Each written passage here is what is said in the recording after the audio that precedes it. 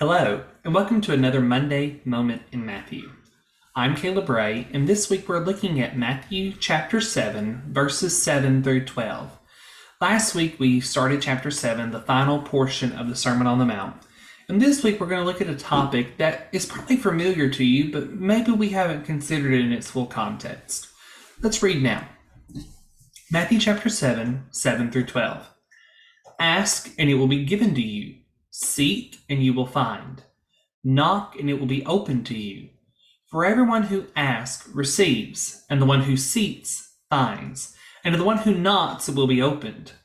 Or which one of you, if his son asks him for bread, will give him a stone?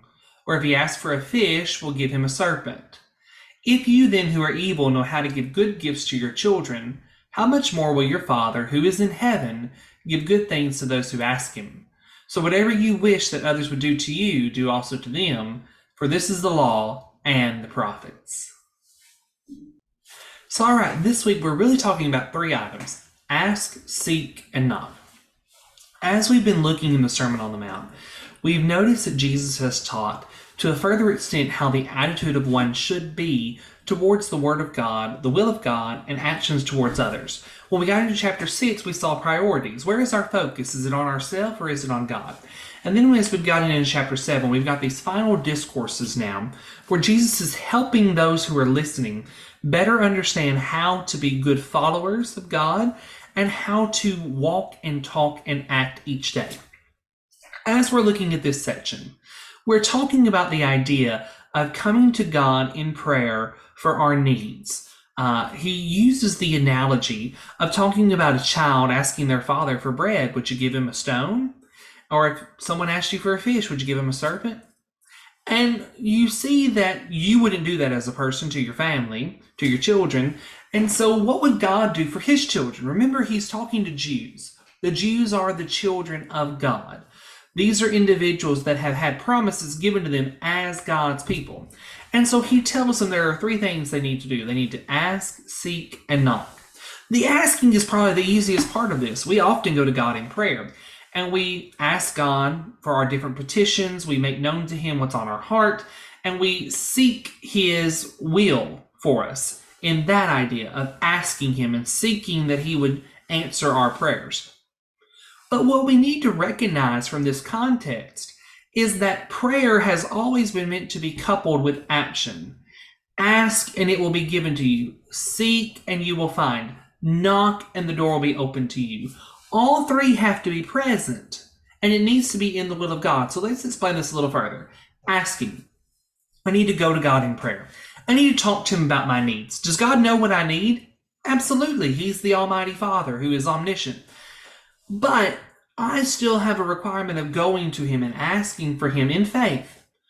And then seeking. Seek and you will find. If I'm asking for an answer, if I'm asking something and I need to know if it's in line with the will of God, as we've looked throughout this Sermon on the Mount, we are supposed to be in line with the will of God. And so I need to be seeking his will and seeking to understand what plan he has for me as an individual, what plan he has for his children, what plan he has for his church. And then knocking. I need to be taking opportunities. So many times we go to God and we say a prayer to him, and then we act as if everything's out of our hands, that we're just waiting on a miraculous indication from God that he's answered our prayers. And while God certainly works providentially, and while God certainly is all-powerful, we have some requirements that are on us. You know, if I'm asking for help with my health, but I refuse to go to the doctor and be seen when I'm having a situation, how do I not know that God has not put the right doctor in my life to help me with that situation? Maybe that's how God is answering my prayer. If I'm asking God for understanding on a Bible topic, but I'm not opening my Bible to read it, how am I just going to miraculously get this indication of what I'm supposed to know and say when God has already given it to me in his word?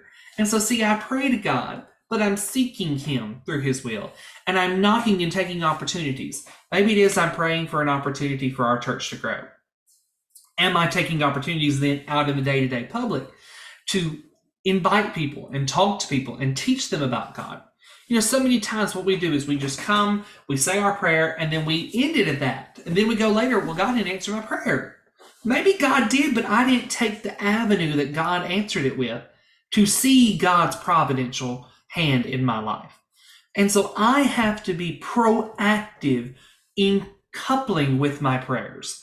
I cannot just simply pray and then leave it alone. I have to put some action on my part. I have to be seeking, and I have to be knocking, and I have to be actively involved in what God has planned for me.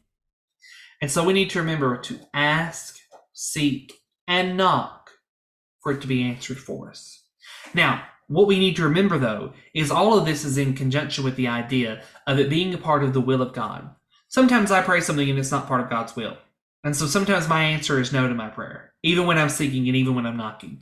And I have to be content in that. And I have to have the proper faith to know that God is all-powerful, God is all-knowing, and God has a plan for me. And that involves his son and the redemption through his son that Jesus is going to show throughout his ministry.